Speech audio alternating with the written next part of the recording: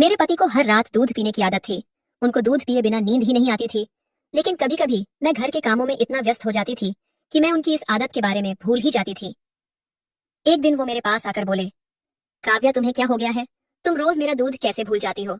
दरअसल कुछ दिनों से मैं काम में इतना व्यस्त थी कि कुछ बातें तो मुझे याद ही नहीं रहती थी और कुछ बातें ऐसी हो जाती थी जिनके बारे में मैं पूरा दिन सोचती रहती थी। उनकी बात सुनकर मैं एकदम से घबरा गई और किचन में आ गई। मैंने दूध गर्म किया और वापस अपने कमरे में जाने लगी। तभी मैंने सुना कि सासू माँ के कमरे से कुछ अजीब सी आवाजें आ रही हैं। वो बार बार कह रही थी कि अब बस भी करो, मैं बहुत थक गई हूँ। उस वक्त उनके साथ कमरे में कोई और भी था जिसने कहा, अभी मैंने ऐसा भी क्या कर दिया है जिससे तुम थक गई हो? अब आओ, मेरे पास आ जाओ। ये सारी आवाजें सुनकर तो मैं हैरान परेशान रह गई थी और मैं वापस अपने कमरे में आ गई। कमरे में आकर मैंने अपने पति को दूध पिलाया और हम दोनों सोने के लिए लेट गए। मेरे पति तो सो चुके थे, लेकिन जैसे ही मैं सोने वाली थी वही आवाजें फिर से आने लगी। मैं यही सोच रही थी कि वैसे तो मेरे ससुर देखने में बहुत ही दुबले पतले से हैं, लेकिन वो तो सासू माँ की चीखें ही निकाल देते हैं। मैं भी बिल्कुल ऐसा ही पति चाहती थी जो मेरी भी चीखें निकाल दे। लेकिन मेरा पति तो शुरू होते ही खत्म हो जाता था। वो तो 2 मिनट में ही थक जाते थे और इस बात पर ध्यान भी नहीं देते थे कि मैं खुश हुई भी हूँ या नहीं। यही सब सोचते सोचते कब मेरी आंख लग गई मुझे पता ही नहीं चला। सुबह उठकर जब मैं किचन में गई तो मेरी सासू माँ अपने लिए चाय बना रही थी। उनको देखकर फिर से मेरे दिमाग में वही सारी आवाजें गूंजने लगी। उनकी शक्ल देखकर ही पता चल रहा था कि उन्होंने रात में कितना अच्छा समय बिताया है। थोड़ी देर बाद मेरे ससुर जी भी आ गए। सासू माँ ने उनको भी चाय बनाकर दे दी और वो दोनों अपने कमरे में चले गए। मैं भी घर के कामों में व्यस्त हो गई। दोपहर में मैंने खाना बनाया और सब खाना खाकर अपने अपने कमरे में चले गए।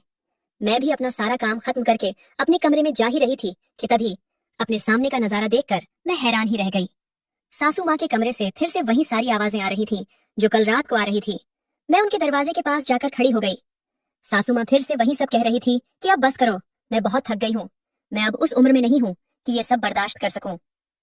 अब ये सारी आवाजें मेरे दिमाग में गूंजने लगी थी।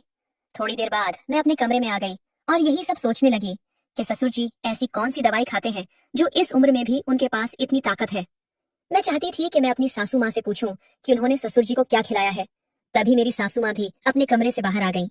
उनका चेहरा तो ठीक था, लेकिन वो अपने दोनों हाथ अपनी पीठ पर रखे हुई थी और यही कह रही थी कि पता नहीं ये पीठ का दर्द कब मुझे छोड़ेगा। उनकी बातें सुनकर मैं चौंक गई।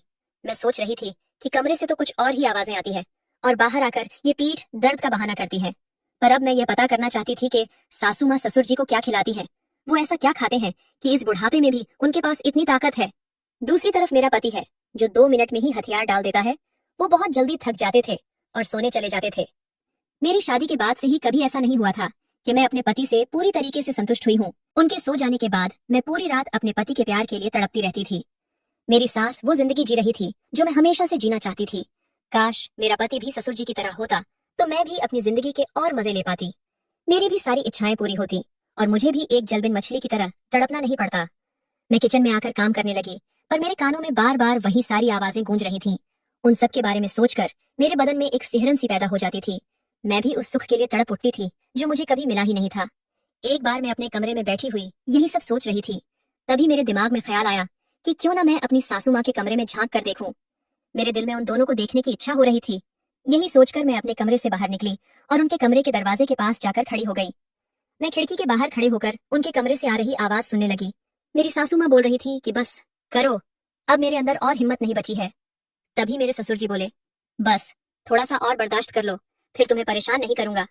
ससुर जी की यह बात सुनकर मेरी सासू माँ चुप हो गई। अब मैं खिड़की से उनके कमरे के अंदर झांकने की कोशिश कर रही थी, क्योंकि मुझे देखना था कि अंदर क्या हो रहा है। पर उनकी खिड़की पर पर्दे लगे हुए थे, इसलिए मुझे अंदर का कोई नजारा दिखाई ही नहीं दे रहा था। मैं उदास होकर वापस अपने कमरे में आकर बैठ गई। जैसे ही मैं अपने बिस्तर पर जाकर बैठी, मेरे पति ने एक अजीब सी आवाज में मुझसे पूछा, काव्या, इतनी रात को तुम कहाँ गई थी? वो शक भरी निगाहों से मेरी तरफ देख रहे थे और कहने लगे, मैं इतनी भी गहरी नींद में नहीं सोया था कि अगर तुम मुझे छोड़कर चली जाओ तो मुझे पता नहीं चलेगा। अब बताओ कहाँ गई थी? मैंने घबराई हुई आवाज में कहा।